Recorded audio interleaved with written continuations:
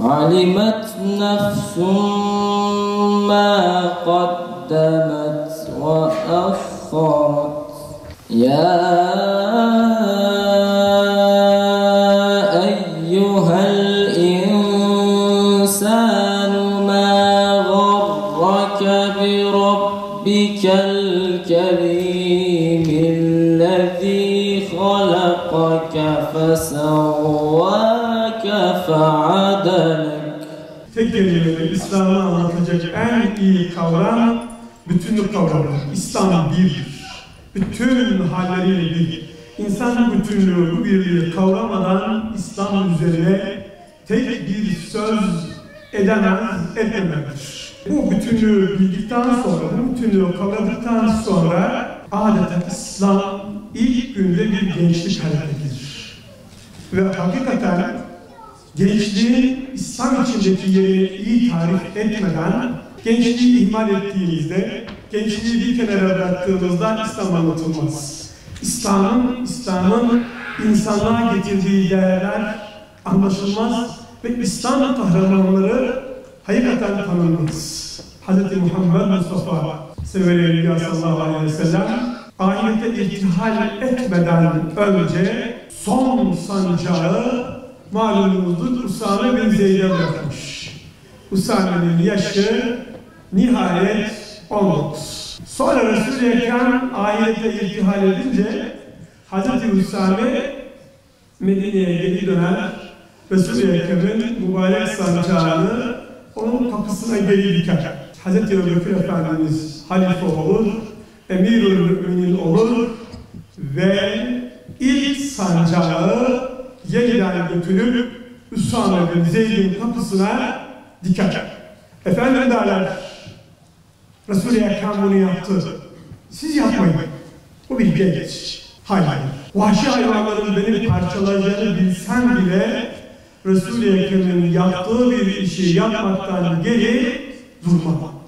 Öyle burada simgesel bir hal var kardeşler. Hem Resul-i Ekrem'in son sancağı bir gençte, Hazreti Ebu Bekir Efendimiz'in yani ilk halifenin ilk sancağı da bir gençte. Bu bir süreklilik ifade ediyor. Bu bir devam ifade ediyor. Adeta Resul-i Ekrem gençliği vasiyet etmiş kendi varislerine, kendi halifelerine ve halifeleri bu mesajı en sağlam şekilde alıp ondan aldıkları sancağı yeniden gençliğe teslim etmişlerdir. Resul-i Ekrem'in Yemen'e kadı olarak, şimdi kadı bir tecrübe gerektiriyor. Gönderdiği Muaz bin Cebel'in yaşı 27'nin üzerinde asla değil, 20'li yaşların başlarında Yemen'e kadı olarak, hakim olarak, koca bir ülkenin hakimi olarak gittiğinde henüz gencecik bir insan. Yine Resul-i Ekrem'in Mekke'yi fethettiğinde Mekke'ye atadığı valinin yaşı yine hayretler içinde kaldım. Gerçekten okudukça hayret ediyorum kardeşler. Atam bin Esed'in yaşı sadece 20. Kabe'nin bulunduğu Mekke-i Mukarreme'ye bir vali atıyorsunuz. 20 yaşında bir genç atıyorsunuz. Kardeşler burada İslam'ın temelden gençliğe bir bakış açısı vardır. Temelden bir yaklaşımı vardır. Şimdi İslamiyet'ten önce kişilerin olgunlaşması doğrudan tecrübeyle ilişkilendiriliyordu. Tecrübeyle ilişkilendirilince mutlak yaş gerektiriyordu. Yani ömrün ilerlemesi gerekiyordu.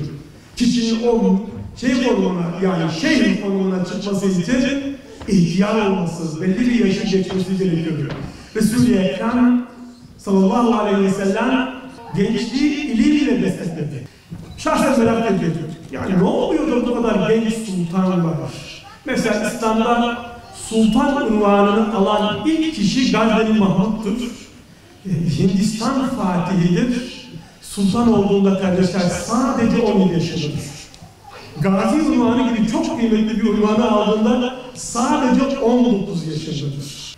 Şimdi bize biraz garip geliyor değil mi? Yani hakikaten garip geliyor. Siz bunun köklerini araştırıyorsunuz. Bir kardeşiniz olarak ben de araştırdım. Yani nasıl oluyor da Müslümanlar 17-18 yaşında bir genci sultan yapıyorsunuz, o etrafında toplanıyorsunuz, fetihler gerçekleştiriyorsunuz, Bu toplumun bir köklerine bakmanız lazım. Bu toplum Müslüman bir toplum.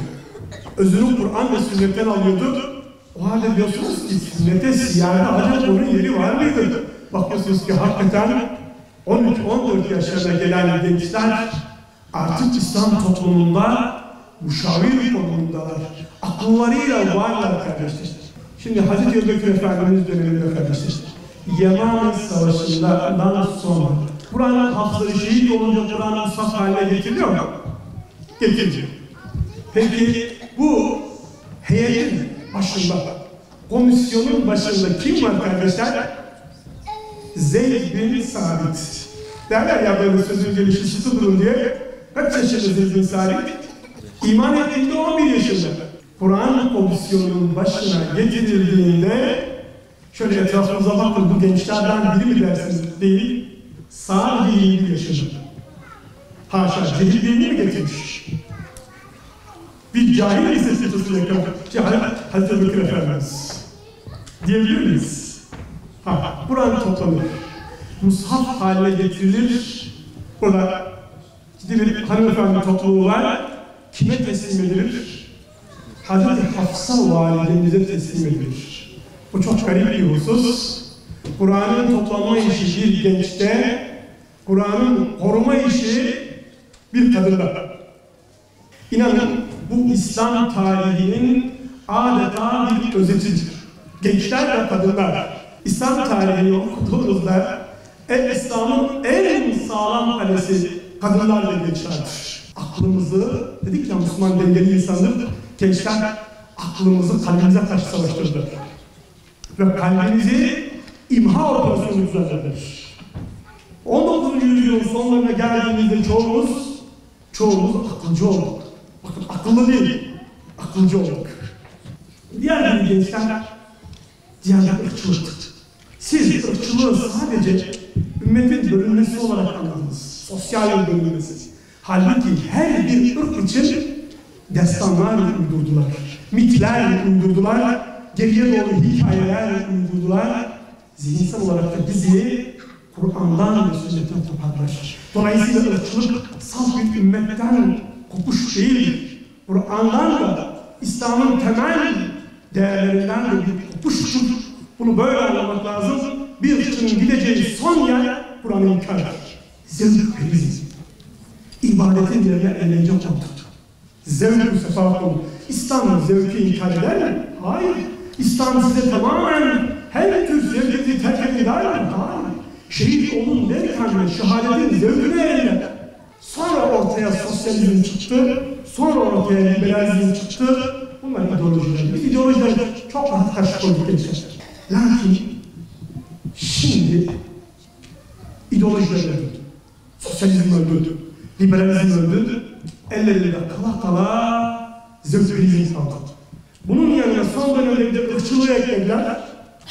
Sen keyfine bak, bir de ırkçılıkla avun, ebediyen muasır medeniyet seviyesine ulaşmaya çalış. Yani onlar hep tepede olsunlar, sen hep arkalarında koş. Elhamdülillahi Rabbil alemin vel akıbeti lil muttaqin ve la udvane illa alel zalimin ve salatu ve selamu ala Resulina Muhammedin ve ala alihi ve sahbihi ecma'in. Güneşin ve yıldızın Rabbine, dağların ve ovaların Rabbine, denizlerin ve fışkıran suların Rabbine, hayvanların ve bitkilerin Rabbine, gecenin ve gündüzün Rabbine hamdolsun. Salatü selam, Allah yolunun kutlu öğretmenlerine olan tüm peygamberlere, Efendimiz Hz. Muhammed sallallahu aleyhi ve selleme, hak ehline, kutlu ashabına ve kıyamete kadar onun yolunda yürüyen tüm Müslümanların ve bu konferansa gelen sizlerin üzerine olsun. Ey Rabbimiz! Affu isminin hatırına hatalarımızı, cehaletimizi, kötülük yapmamızdaki ısrarımızı, senin bizlerden daha iyi bildiğin günahlarımızı, kusurlarımızı bağışla. Bilerek ve bilmeyerek işlediğimiz günahlarımızı affet. Ey Mevlamız! Acizlikten, tembellikten, korkaklıktan, cimrilikten, kederden, kabir azabından, kıyamet gününün zorluğundan sana sığınırız. Velhamdülillahi Rabbil alemin. El Fatiha.